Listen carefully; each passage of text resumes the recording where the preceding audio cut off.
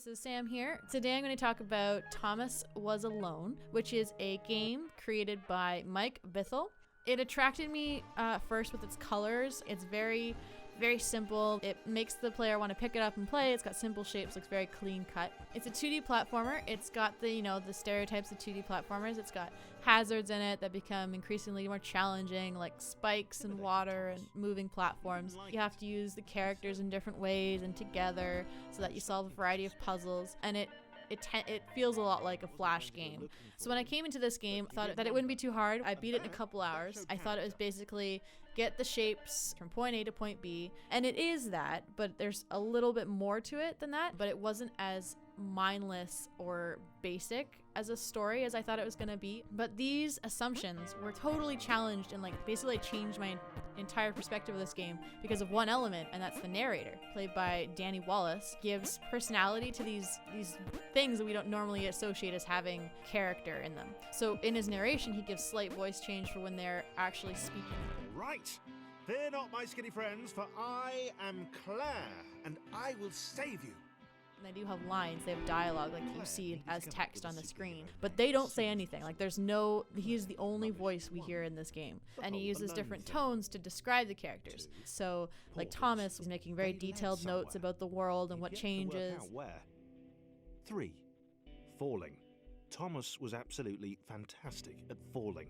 Almost like a scientific sort of approach, and so the narrator takes on this very formal, more logical and factual tone, compared to Chris, who is this orange square. It was all the obvious observation that Thomas was doing which grated. Every time they very resentful, he's a bit angry at the world. The differentiation between the characters, it's created by the narrator, but it's also reinforced in the game design. They sound slightly different when they jump or land. And then they move differently too. So John is very speedy, and he has a lighter, sort of higher note whenever he moves on screen. Claire is very slow and lumbering, and she doesn't jump very high. So they've incorporated these elements not only with the narration and the subtitles, but also visually with the way the characters move and how they sound when they move around the world and interact with different things. So basically, in this game, your role, I guess if you want to call it that, is to uncover the story of these characters. Yes, you are getting them from point A to point B, but that doesn't end up being the reason you want to keep playing. You want to learn the story, which we uncover is about these shapes that are actually out of control AI. They're not functioning properly. They're not doing what they're programmed to do. And so as you play through, you just become so invested into their futures. By the time I get to the more challenging levels, you kind of lose, at least I did, lost a bit of yourself whenever you'd, not make that jump for the 5th time. You're like, oh, I should have had that. And even if you end up becoming frustrated, you want to know where their story leads. Although I will say that this game surprised me in a few ways. The first is that the skills of the characters are different than you would think. So you think it'll just be, John jumps higher, Thomas jumps about, I guess you could call the average since you start with him. He's like your control group. Chris is a bit slower or he doesn't jump as high. Claire jumps about as high as Chris, but she moves even slower than him because she's bigger. You think that their speed and their jump height is affected by their size, but I was actually surprised because there are other talents that, for example, is introduced with Laura.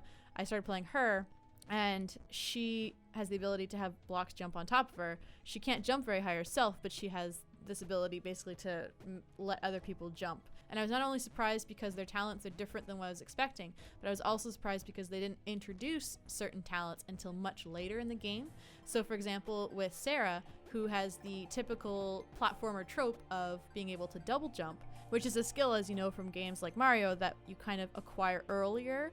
She's really towards the end of the game. By then, you've kind of established a routine with these other characters, and then here comes Sarah. It's almost bizarre to double jump after having used the single jump for so long.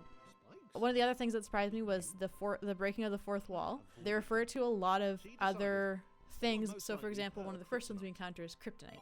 So when we meet Claire, we learn that she wants to be a superhero and that she believes she should help people. So when she comes against the spikes for the first time, she describes them as her kryptonite and not the rubbish red kryptonite, the proper radioactive green stuff.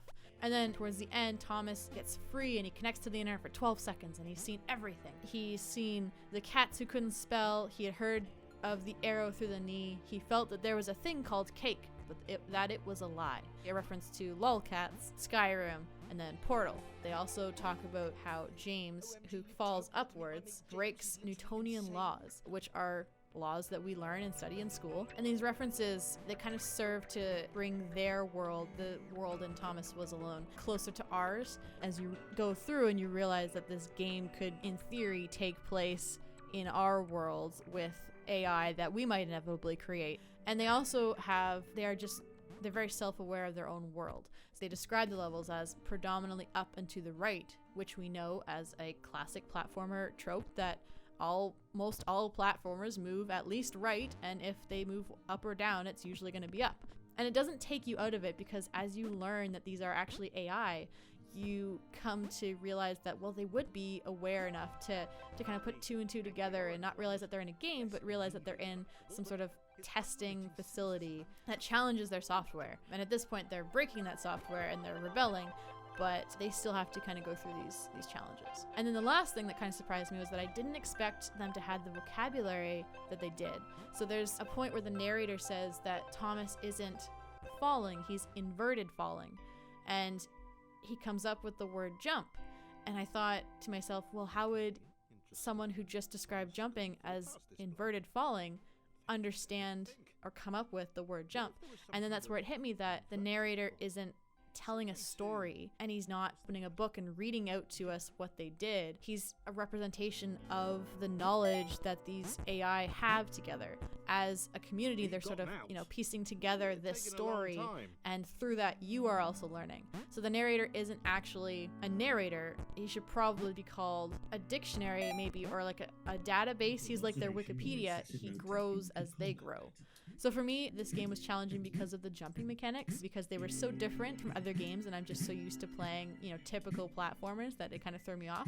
So there's no follow through. So when you jump to the right and you're holding that right arrow, as soon as you let go of the arrow, your character falls straight down like a rock. It just stops, like gravity just takes over and you just go straight down. Another one is that you don't need to press forward, but you do anyway. So what I mean by this is if you're jumping across the space, you would normally, in any other game, you would run up to that edge, jump, hit the jump button just at the point where you're about to fall, and you would get further. But in this game, you could be right on that edge, almost falling off, and make the same jump as you would if you sped up to it. And what I find interesting about these mechanics, in a way they reflect sort of the nature of these characters. So they're AI, so they're computer programs, and when you tell a computer to stop, it stops.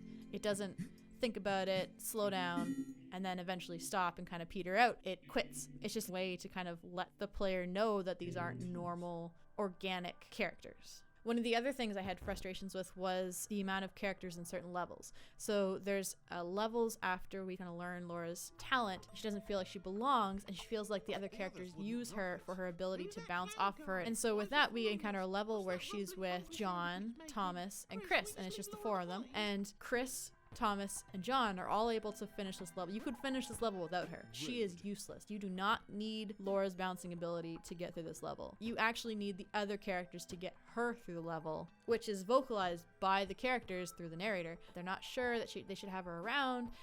Laura expresses that she's concerned that they're using her, but the only reason they take her with them is because they will need her in future levels. And so if you came at it from a gaming perspective, just purely playing the game, you'd hate the level. But if you come at it from a story perspective, then it makes sense, because then it goes along with their characters, how they would react to this new person that's just kind of tagging along, and how they would treat someone with a unique and very useful talent, but isn't a talent that they always need. So it's kind of interesting to think of it from that perspective. So at the end, the characters, the AI, learn how to work together, but they also meet their end. So they end up self-sacrificing to make it so that other AI, the ones that are behaving properly, as we see gray AI, can use their skills to solve more complex problems. And you play as little gray blocks that go through these sections of color, and depending on the color, it's associated with an ability, which was associated to a character.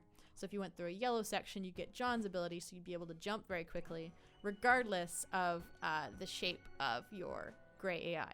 The game ends with the AI making it to the outside world. There's a white screen on a TV and a red emergency lights flashing, and that's all we see kind of them escaping. Obviously, they don't take any sort of physical form, but I like to think at least that they make it to the internet and that they're kind of free to roam and learn. I believe this game was really successful in what it was trying to do, which was to tell a story through an object we don't normally associate as having a personality. So they don't come to us as AI we see in the movie. They don't look like robots. They don't look like holograms. They don't look like people. They're just shapes, and that's all they are. And by the end, you're rooting for these characters. You play with them having their personalities in mind and not their abilities. So you think, oh, I need one who can save the day and get all my characters across the water. Claire's my girl. This is the story of the AI becoming more self-aware. If I were to get a little meta with this and say that they did escape into the internet, who's to say that they're not that person you're having that chat online with? And what would be defined by a person? Like, would you define a person as someone who would interact with other people even though they didn't necessarily want to, who would have